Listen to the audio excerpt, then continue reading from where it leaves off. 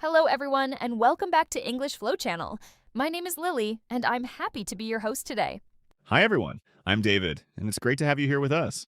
In today's podcast, David and I will talk about daily life in simple and natural English conversations. Yes, you can learn useful vocabulary, common questions, and everyday expressions with us. This podcast is perfect for English learners who want to improve listening and speaking skills. So grab your coffee, relax, and enjoy learning English with Lily and David.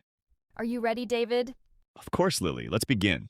David, what do you usually do in the morning? Well, I usually wake up at 7 a.m.